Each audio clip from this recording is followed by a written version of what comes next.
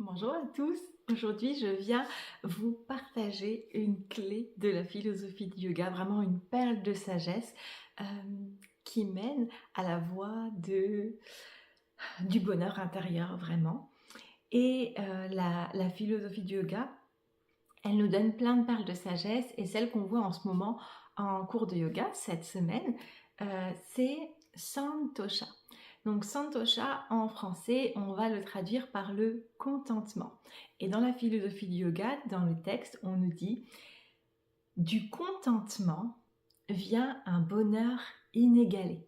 Donc imaginez un bonheur intérieur ressenti, vécu, euh, ben, quand on le pratique de plus en plus souvent.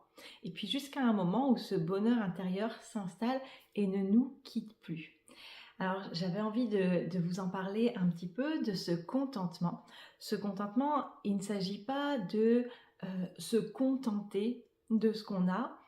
Souvent on va se contenter en comparant à d'autres situations. Par exemple, des fois, quand je reçois des personnes que j'accompagne, il y a comme une culpabilité ou une incompréhension de se dire je comprends pas, j'ai tout pour être heureux, mais pourtant j'ai l'impression que ça va pas. Je suis mariée par exemple, j'ai les enfants, j'ai le travail, il y a la maison, tout ce que dans la société occidentale on va avoir identifié comme étant les, l'accès au bonheur en fait, hein, les biens matériels ou les relations qui vont nous permettre de vivre le bonheur. Il y en a qui vont dire mais moi j'ai beau avoir tout ça, je me sens comme vide à l'intérieur et c'est pas le bonheur à l'intérieur. Et des fois, il y a cette comparaison de se dire pourtant j'ai de la chance parce que moi je suis en couple et ça se passe bien. Je sais qu'il y en a d'autres pour qui c'est pas le cas. J'ai la chance d'avoir des enfants, il y en a tellement qui en voudraient et qui n'en ont pas. J'ai la chance d'avoir un travail et c'est pas le cas pour tout le monde. Donc il y a quand même comme cette petite culpabilité avec la comparaison de se dire je devrais être heureux parce que voici tout ce que j'ai et en plus c'est pas accessible à tous. Mais pourtant je suis pas heureuse. Et en fait, cette pratique de contentement, qui au début est une pratique, est un exercice à faire, va faire en sorte que ce bonheur intérieur se révèle. Donc il ne s'agit pas de se contenter de ce qu'on a, mais c'est quand même d'être dans cette reconnaissance pour tout ce qu'on a déjà. Et cette reconnaissance, elle ne se fait pas avec la tête, elle se fait vraiment avec le cœur. C'est un exemple tout simple qu'on peut prendre. Euh, en ce moment, on est en début d'année, puis il y a pas mal de virus qui traînent. Donc, imaginons, on va bien, on n'est pas dans le contentement d'aller bien, et puis tout à coup, on attrape la grippe, par exemple. Et là, on va avoir les maux de tête, on va avoir les courbatures, on va plus réussir à se lever le matin. Et en fait, c'est au moment où on attrape le virus qu'on va se rendre compte que le corps est douloureux, on peut plus se déplacer, on n'a plus l'énergie, on est fatigué, on se sent pas en forme.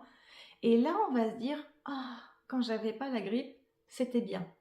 Sauf que quand j'avais pas la grippe, est-ce que j'étais dans ce contentement de me dire c'est vraiment super, je me lève ce matin et le corps est en forme, je suis contente d'avoir un corps en santé. Souvent, c'est quand c'est quand il nous arrive quelque chose, comme par exemple un virus qui arrive, qu'on prend conscience de la chance qu'on avait. Et le contentement, eh bien, c'est en fait d'aller pour des choses qui pourraient sembler tellement normales, mais pourtant qui sont si précieuses, d'aller cultiver cette gratitude et de se dire, mais aujourd'hui, je suis vraiment contente pour le fait d'avoir un toit au-dessus de ma tête. Je suis vraiment contente pour le fait d'avoir des enfants en santé ou des enfants. Je suis vraiment contente pour le fait que mon corps est suffisamment en santé pour me permettre de me déplacer. Je suis vraiment en contentement, dans la gratitude ou en reconnaissance pour le fait d'avoir un véhicule qui me permet d'aller au travail et qui n'est pas en panne. Et en fait, cultiver ce contentement, ça va comme... Il y a plusieurs effets qui vont arriver. Il y a un effet positif, hein, si vous êtes de nature à voir le côté négatif des choses, ben là, ça va entraîner le cerveau à aller voir ce qui est déjà beau, ce qui est déjà positif dans votre vie. Puis plus on entraîne à voir le positif, plus on voit le positif. Et c'est également une pratique d'ouverture du cœur. Donc au début, on pratique petit à petit.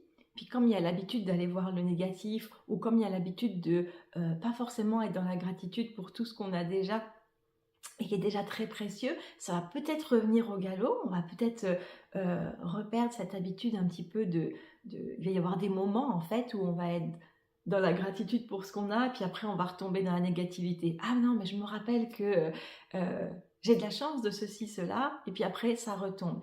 Et à force de le pratiquer, de s'entraîner, il y a un contentement, mais cette fois-ci qui est pas de l'ordre d'une pratique, qui est de l'ordre d'un état intérieur qui s'installe. On n'a plus besoin de pratiquer le contentement, il est là de lui-même. Et quand il se révèle, ce contentement, pourquoi est-ce que c'est de lui, de ce contentement, que vient le bonheur inégalé?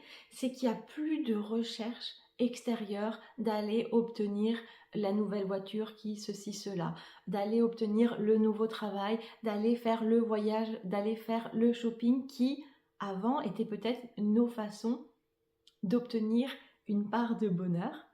Et bien en fait, quand ce contentement arrive, on se sent tellement bien ici et maintenant qu'il n'y a plus ce désir de se projeter vers le futur pour obtenir quelque chose d'autre qui nous rendra heureux. Parce que le bonheur est déjà là. Ça n'empêche pas de savourer le fait d'avoir comme une cerise sur le gâteau le voyage dont on a toujours rêvé, le shopping qu'on voulait aller faire, la nouvelle voiture, peu importe. Mais il y a comme un contentement qui est déjà là, qui fait qu'il n'y a plus de recherche à l'extérieur. Il n'y a plus de sensation de manque qui va nous pousser d'aller chercher à l'extérieur ce qu'on a l'impression, parce que c'est une impression, qui nous manque. On a déjà tout à l'intérieur. Simplement, il faut aller le chercher, le cultiver pour le laisser se révéler. Et c'est ça Santosha, la pratique de Santosha, d'abord une pratique qui devient ensuite un état d'être qui mène au bonheur.